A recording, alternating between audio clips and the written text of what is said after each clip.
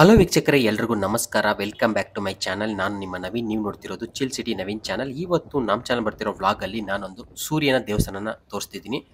ಈ ದೇವಸ್ಥಾನ ಎಲ್ಲಿದೆಯಪ್ಪ ಅಂದರೆ ಕುಂಭಕೋಣಂ ಅಂತ ಒಂದು ಡಿಸ್ಟಿಕ್ಕಲ್ಲಿದೆ. ಕುಂಭಕೋಣಮಿಂದ ನೀವು ಒಂದು 16 ಕಿಲೋಮೀಟರ್ ಟ್ರಾವೆಲ್ ಮಾಡಿಕೊಂಡು ಈ ದೇವಸ್ಥಾನಕ್ಕೆ ಹೋಗಬೇಕಾಗುತ್ತೆ. ಲೋಕಲ್ ಬಸ್ಸಸ್ ಇರುತ್ತೆ. ಕುಂಭಕೋಣಂಗೆ ನೀವು ಯಾವ ಥರ ರೀಚ್ ಆಗಬೇಕಂದ್ರೆ ಬೆಂಗಳೂರಿಂದ ಡೈಲಿ ನಿಮಗೆ 6 ಗಂಟೆಗೆ ಈವ್ನಿಂಗು ಟ್ರೈನ್ ಇದೆ. ಅದರಲ್ಲಿ ಹತ್ಕೊಂಡ್ರೆ ನೀವು ಮಾರ್ನಿಂಗ್ 6 ಓ ಕ್ಲಾಕ್ಗೆ ಕುಂಭಕೋಣಂ ಬಂದಿರ್ತೀರಾ. ಅಲ್ಲಿಂದ ನೀವು ಲೋಕಲ್ ಬಸ್ ಇಟ್ಕೊಂಡು ಆರಾಮಾಗಿ ಹೋಗ್ಬೋದು. ಮತ್ತು ಈವ್ನಿಂಗು ಸಹ ನಿಮಗೆ ಟ್ರೈನ್ಸ್ ಇರೋದ್ರಿಂದ ನೀವು ಮತ್ತೆ ಆರಾಮಾಗಿ ಟ್ರೈನ್ ಯೂಸ್ ಮಾಡ್ಬೋದು. ಬಟ್ ನೀವು ಸ್ಲೀಪರ್ ಬುಕ್ ಮಾಡ್ಕೋತೀರಾ ಇಲ್ಲ ಜನರಲ್ ಬರ್ತೀರಾ ಅನ್ನೋದು ನಿಮಗೆ ಬಿಟ್ಟಿದ್ದು. ಈಗ ದೇವಸ್ಥಾನದ ಬಗ್ಗೆ ಏನೆಲ್ಲ ಇತಿಹಾಸ ಇದೆ ಅನ್ನೋದನ್ನು ನೋಡ್ಕೊಂಡು ಬರೋಣ ಬನ್ನಿ. ಸೂರ್ಯನಿಗೋಸ್ಕರ ಇಂಡಿಯಾದಲ್ಲಿ ಎರಡು ದೇವಸ್ಥಾನಗಳು ಮಾತ್ರನೇ ಇದಾವೆ. ಅದರಲ್ಲಿ ಒಂದು ಬಂದು ಕೋನಾರ್ಕ್ ದೇವಸ್ಥಾನ ಅಂತ ಹೇಳ್ತಾರೆ, ಒಡಿಶಾದಲ್ಲಿದೆ. ಇನ್ನೊಂದು ಬಂದು ಕುಂಭಕೋಣಂನಲ್ಲಿರೋ ಸೂರ್ಯನಾರ್ ದೇವಸ್ಥಾನ. ಈ ದೇವಸ್ಥಾನದ ವಿಶೇಷತೆ ಏನಂತ ನೋಡೋಣ. ವಿಡಿಯೋನ ಮರೀದೆ ಸೇವ್ ಮಾಡ್ಕೊಳ್ಳಿ. ಈ ದೇವಸ್ಥಾನಕ್ಕೆ 1800 ವರ್ಷಕ್ಕೂ ಹೆಚ್ಚು ಇತಿಹಾಸ ಇದೆ. ಮತ್ತೆ ಈ ದೇವಸ್ಥಾನನ ಕಟ್ಟಿರೋದು ಬಂದು ಕ್ಲೋತುಂಗ ಚೋಳನ್ ಬಂದು ರಾಜನಾಗಿರ್ಬೇಕಾದ್ರೆ 1100ನೇ SPಯಲ್ಲಿ ಕಟ್ಟಿರುವಂತ ಒಂದು ದೇವಸ್ಥಾನ. ತುಂಬಾನೇ ಹಳೆ ದೇವಸ್ಥಾನ.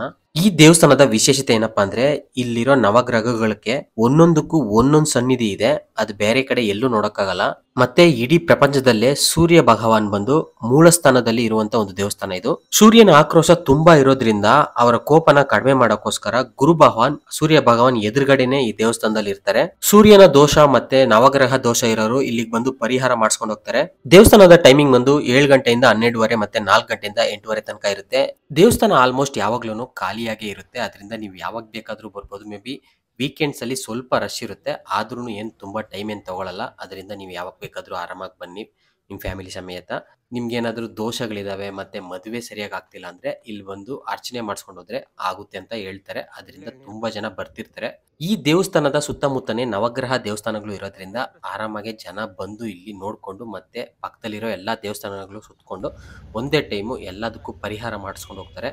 ಅದರಿಂದ ನೀವು ಬಂದು ಒಂದ್ ಟೈಮ್ ನೋಡಿ. ಈ ವಿಡಿಯೋ ಏನಾದ್ರೂ ಇಷ್ಟ ಆಗಿದ್ರೆ ನಿಮ್ಮ ಫ್ರೆಂಡ್ಸ್ಗೆ ಶೇರ್ ಮಾಡೋದು ಮಾತ್ರ ಮರಿಬೇಡಿ. ಮತ್ತೆ ನಿಮ್ ಸಪೋರ್ಟ್ ನಮ್ಗೆ ಬೇಕು. ಅದರಿಂದ ಪಕ್ಕದಲ್ಲಿ ಸಬ್ಸ್ಕ್ರೈಬ್ ಬಟನ್ ಇರುತ್ತೆ, ಕ್ಲಿಕ್ ಮಾಡ್ಕೊಳ್ಳಿ. Thank you so much. Bye.